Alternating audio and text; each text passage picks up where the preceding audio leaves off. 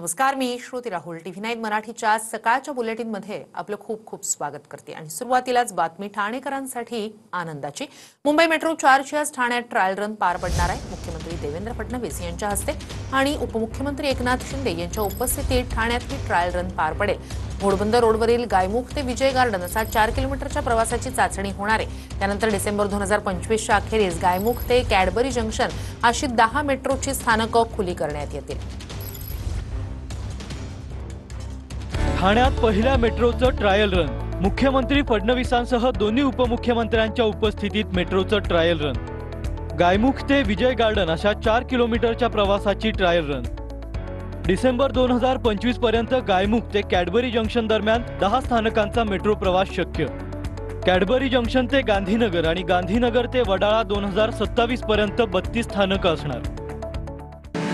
गायमुख ते Cadbury junction दरम्यान कोणती 10 स्थानकं असतील ते पाहूयात। गायमुख, गोवानीवाडा, कासार वडवली, विजय garden, Dongripada, टिकुजिनीवाडी, Manpada, Kapurbawdi, Majiwada, Cadbury junction.